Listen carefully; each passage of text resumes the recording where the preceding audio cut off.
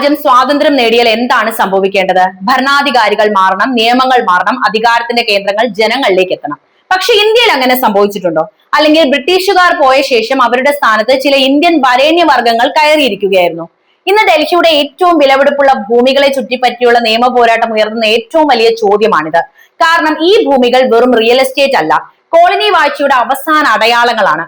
ഒരു കാലത്ത് ബ്രിട്ടീഷ് സാമ്രാജ്യത്തോട് വിശ്വസ്തത പുലർത്തിയിരുന്ന ചില കുടുംബങ്ങൾക്കും ക്ലബ്ബുകൾക്കും ലഭിച്ച ഭൂമികളും പ്രത്യേക അവകാശങ്ങളും സ്വാതന്ത്ര്യത്തിന് ശേഷവും തലമുറകളിലൂടെ തുടരുകയായിരുന്നു. എന്നാൽ ഇപ്പോൾ 7 പതിറ്റാണ്ടുകൾക്ക് ശേഷം ആ ചരിത്രത്തിന് ഒരു പുതിയ വഴിത്തിരിവ് വന്നിരിക്കുകയാണ്. ഡൽഹിയുടെ ഹൃദയഭാഗത്ത് നടക്കുന്ന ഈ പോരാട്ടം ഏതാനും ഏക്കർ ഭൂമിക്ക് വേണ്ടിയുള്ള തർക്കമായിട്ട് കാണരുത്. ഇതൊരു വലിയ ചോദ്യത്തിനുള്ള ഉത്തരമാണ് തേടുന്നത്. 1947 ഇന്ത്യക്ക് സ്വാതന്ത്ര്യം ലഭിച്ചപ്പോൾ ശരിക്കും സ്വതന്ത്രമായത് രാജ്യമാണോ അതോ അധികാര കസേരകളാണോ എന്നത്. ഡൽഹിയിൽ ഒരു കുടുംബം ഉണ്ടായിരുന്നു. ആളുകൾ തമാശയായി പറയുമായിരുന്നു ഡൽഹിയുടെ പകുതി ഭാഗം അവരുടേതാണ് എന്ന്. അത് വെറും തമാശയായിരുന്നില്ല എന്നതാണ് സത്യം. ബ്രിട്ടീഷ് സാമ്രാജ്യത്തിന്റെ അനുഗ്രഹത്താൽ അവർക്ക് ലഭിച്ച ഭൂമികളും ആസ്തികളും അധികാരവും അത്ര വലുതായിരുന്നു. 1947 ഇന്ത്യ സ്വതന്ത്രമായി. സർക്കാരുകൾ മാറി, പ്രധാനമന്ത്രിമാർ മാറി, പക്ഷെ ആ ഭൂമികൾ മാത്രം മാറിയില്ല. 80 വർഷത്തോളം പഴക്കമുള്ള ആ കഥയ്ക്ക് ഇപ്പോൾ പുതിയൊരു അധ്യായം തുറക്കുകയാണ്. ബ്രിട്ടീഷുകാർ നൽകിയ പ്രത്യേക അവകാശങ്ങൾക്കെതിരെ സ്വതന്ത്ര ഇന്ത്യയുടെ നിയമവ്യവസ്ഥ വെല്ലുവിളി ഉയർത്തുകയാണ്. ചരിത്രവും അധികാരവും സമ്പത്തും തമ്മിൽ ഡൽഹിയിൽ നടക്കുന്ന ഈ അസാധാരണ പോരാട്ടത്തിന്റെ കഥയാണ് നമ്മൾ ഇന്ന് പരിശോധിക്കാൻ പോകുന്നത്. 1947 ഓഗസ്റ്റ് 15 ഇന്ത്യ സ്വാതന്ത്ര്യം നേടി. ബ്രിട്ടീഷ് സാമ്രാജ്യത്തിന്റെ പതാക താഴ്ന്നു, ഇന്ത്യൻ പതാക ഉയർന്നു. എന്നാൽ ഇന്ത്യക്ക് രാഷ്ട്രീയ സ്വാതന്ത്ര്യം ലഭിച്ചുവെങ്കിലും ബ്രിട്ടീഷുകാർ സൃഷ്ടിച്ച അധികാര ഘടനകളും പ്രത്യേക അവകാശങ്ങളും യഥാർത്ഥത്തിൽ അവസാനിച്ചോ എന്ന ചോദ്യം ഇന്നും ഉയരുന്നുണ്ട്. ഭരണാധികാരികൾ മാത്രം മാറി, സംവിധാനങ്ങൾ പഴയതുപോലെ തുടർന്നോ എന്ന ചർച്ചയ്ക്ക് പുതിയ ഊർജം നൽകിയിരിക്കുകയാണ് ഡൽഹിയിലെ ഏറ്റവും വിലപിടിപ്പുള്ള ഭൂമിയെ ചുറ്റിയുള്ള പുതിയ നിയമ പോരാട്ടങ്ങൾ. ഡൽഹിയിലെ ഹൃദയഭാഗത്തുള്ള ഗ്യാൻ മാർക്കറ്റിന് സമീപമുള്ള സുജൻ സിംഗ് പാർക്കും അവിടെ സ്ഥിതി ചെയ്യുന്ന പ്രശസ്തമായ അംബാസഡർ ഹോട്ടലും ഈ വിവാദത്തിന്റെ കേന്ദ്ര ബിന്ദുവായി മാറിയിരിക്കുകയാണ്. ഏകദേശം 80 വർഷത്തോളമായി ഒരേ കുടുംബത്തിന്റെ നിയന്ത്രണത്തിൽ തുടരുന്ന ഈ ഭൂമിയുടെ ചരിത്രം ഇന്ത്യയുടെ കോളനി വാഴ്ച കാലത്തേക്ക് നീളുന്നതാണ്. ഈ കഥയുടെ കേന്ദ്രത്തിൽ നിൽക്കുന്നത് സർ ശോഭാ സിംഗ് എന്ന വ്യക്തിയാണ്. 1911 ബ്രിട്ടീഷുകാർ ഇന്ത്യയുടെ തലസ്ഥാനം കൊൽക്കത്തയിൽ നിന്ന് ഡൽഹിയിലേക്ക് മാറ്റിയപ്പോൾ പുതിയ തലസ്ഥാനത്തിന്റെ നിർമ്മാണ പ്രവർത്തനങ്ങൾ ആരംഭിച്ചു. ആ സമയത്ത് ഒരു യുവ പഞ്ചാബി കോൺട്രാക്ടർ ആയിരുന്ന ശോഭാ സിംഗും അദ്ദേഹത്തിന്റെ പിതാവ് സുജൻ സിംഗും സർക്കാർ കരാറുകളിലൂടെ ഉയർന്നു വരാൻ തുടങ്ങുകയാണ്. പിന്നീട് south block, north block, India gate, cannot place, national archives തുടങ്ങിയ പുതിയ ഡൽഹിയുടെ പ്രതീകാത്മക കെട്ടിടങ്ങളുടെ നിർമ്മാണത്തിൽ അവരുടെ കമ്പനി പ്രധാനമായിട്ടുള്ള പങ്കുവഹിച്ചു. ബ്രിട്ടീഷ് ഭരണകൂടം ഈ സേവനങ്ങൾക്ക് വലിയ അംഗീകാരങ്ങളും ബഹുമതികളും അവർക്ക് നൽകുന്നുണ്ട്. 1938 ശോഭാ സിംഗിന് ബ്രിട്ടീഷ് സാമ്രാജ്യത്തിന്റെ ബഹുമതി ലഭിക്കുകയും 44 അദ്ദേഹത്തിന് സർ പദവി നൽകുകയും ചെയ്തു. പിന്നീട് ന്യൂഡൽഹി മുനിസിപ്പൽ കമ്മിറ്റിയുടെ ആദ്യ ഇന്ത്യൻ പ്രസിഡന്റായും അദ്ദേഹം പ്രവർത്തിച്ചിട്ടുണ്ട്. അന്നത്തെ ഡൽഹിയിൽ പലരും തമാശയായി പറയുമായിരുന്നു ഡൽഹിയുടെ പകുതി ഭാഗം ശോഭാ സിംഗിന്റേതാണ് എന്ന്. ബ്രിട്ടീഷുകാർ എന്തുകൊണ്ടാണ് ചില ഇന്ത്യൻ കുടുംബങ്ങൾക്ക് ഇത്ര വലിയ ആനുകൂല്യങ്ങൾ നൽകിയത് എന്ന ചോദ്യം ഇവിടെ ഉയരാൻ സാധ്യതയുണ്ട് അല്ലെ? ഏതൊരു സാമ്രാജ്യവും സൈന്യവും പോലീസിനെ ഉപയോഗിച്ച് മാത്രമല്ല ഭരിക്കുന്നത്. പ്രാദേശിക പിന്തുണയും വിശ്വസ്തരായ ഇടനിലക്കാരും അതിനാവശ്യമാണ്. ബ്രിട്ടീഷ് ഭരണകൂടത്തിനും അത്തരം വിശ്വസ്തരും കരാറുകാരും വ്യാപാരികളും ഒക്കെ ആവശ്യമായിരുന്നു. ആ കൂട്ടത്തിൽ ഏറ്റവും പ്രധാനപ്പെട്ട വ്യക്തികളിൽ ഒന്നായിരുന്നു ശോഭാ സിംഗ്. 1949 ബ്രിട്ടീഷ് സർക്കാർ സുജൻ സിംഗ് പാർക്കിലുള്ള ഭൂമി ദീർഘകാല ലീസായിട്ട് അനുവദിച്ചു. താമസ ആവശ്യങ്ങൾക്ക് മാത്രമാണ് ഈ ഭൂമി നൽകിയിരുന്നത്. പിന്നീട് 45 ഡൽഹിയിലെ ആദ്യത്തെ ആധുനിക അപ്പാർട്ട്മെന്റ് സമുച്ചയമായി സുജൻ സിംഗ് പാർക്ക് വികസിപ്പിച്ചെടുക്കുകയായിരുന്നു. എന്നാൽ പിന്നീട് ഈ ഭൂമിയുടെ ഒരു ഭാഗത്ത് അംബാസഡർ ഹോട്ടൽ സ്ഥാപിക്കപ്പെട്ടു.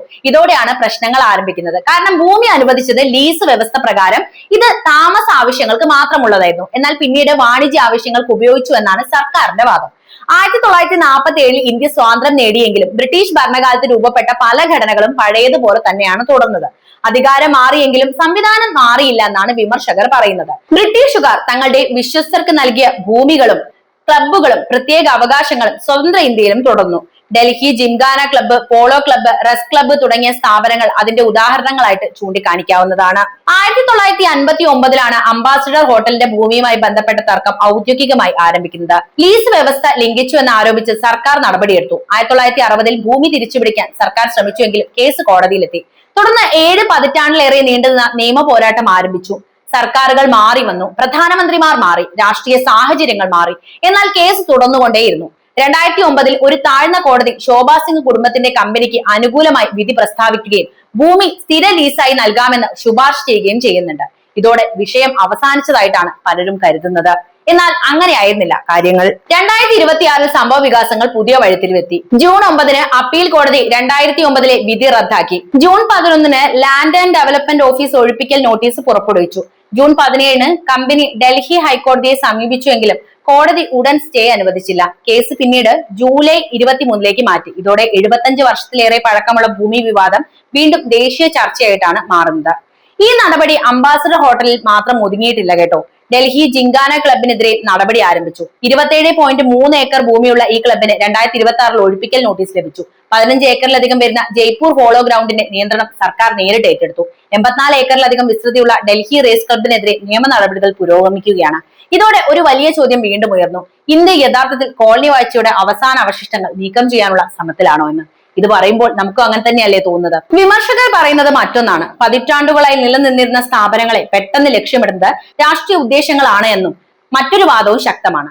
ഭൂമി ജനങ്ങളുടേതാണ്, അത് ബ്രിട്ടീഷുകാർ നൽകിയ സ്വകാര്യ സമ്മാനമൊന്നുമല്ല. ലീസ് വ്യവസ്ഥകൾ ലംഘിക്കുന്നുണ്ടെങ്കിൽ സർക്കാർ നടപടിയെടുക്കാൻ പൂർണ്ണ അവകാശമുണ്ട്. 1971 പബ്ലിക് പ്രിമൈസസ് ആക്ട് ഉൾപ്പെടെയുള്ള നിയമങ്ങൾ സർക്കാരിന് ഈ അധികാരം നൽകുന്നുമുണ്ട്. അതിനാൽ യഥാർത്ഥ ചോദ്യം ഭൂമി തിരിച്ചുപിടിക്കണം എന്നതിനെ കുറിച്ചൊന്നുമല്ല.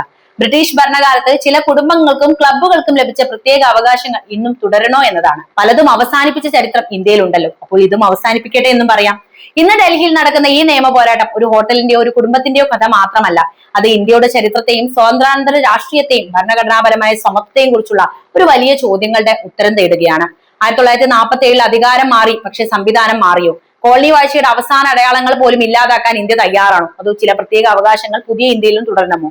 ഈ ചോദ്യങ്ങൾക്കുള്ള ഉത്തരമാണ് കോടതികളും സർക്കാരും ചേർന്ന് വരും മാസങ്ങളിൽ നൽകാൻ പോകുന്നത്. ഒരു കാര്യത്തിൽ മാത്രം ഒട്ടും സംശയം വേണ്ട. ഡൽഹിയുടെ ഹൃദയഭാഗത്ത് നടക്കുന്ന ഈ പോരാട്ടം ഏതാനും ഏക്കർ ഭൂമിക്ക് വേണ്ടിയുള്ള ഒരു തർക്കം മാത്രമല്ല. അത് ചരിത്രവും അധികാരവും നിയമവും ജനാധിപത്യവും തമ്മിലുള്ള വലിയ ഏറ്റുമുട്ടലാണ്.